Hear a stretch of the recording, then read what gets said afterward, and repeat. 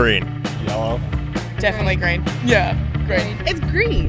Yellow, isn't it? Yellow. It's green, isn't it? Yellow. It's green. We're not going to agree, but I think it's yellow. I think it's green. Green? Both? Can we see a tennis ball? It's yellow. My name's Lyndon Krause and I'm the lead sports scientist at Tennis Lab. Our day normally starts between 5 and 5:30 a.m. and the first thing we do is we head over to Rod Laver Arena and we're there to test the courts for speed and consistency. So we do that every morning. Once the play starts and kicks off, we step into our ball testing mode where we will spend time running and collecting balls or used balls from matches between changes, bringing them back to our lab where we're standing today, and we assess the balls for mass, rebound, stiffness and size.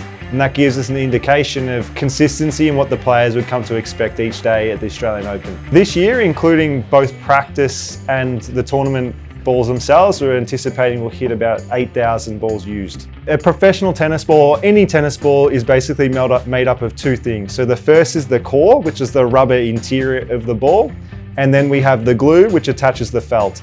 And those three things in combination create the Australian Open ball. The characteristics of a tennis ball is also typically made for the conditions that they're playing in. If we listen to player feedback, the Australian Open ball is quite lively when it's new, gives them that level of consistency, but they just know what to come to expect. When they're in Australia, they're using a little bit quicker ball. When they're in the US, they're using something that might play a little bit slower. One thing I know is that tennis players are really sensitive to the sound, whether it's just the sound that a ball makes when it impacts their strings, because different string types or even different rackets can contribute to a different sound, right?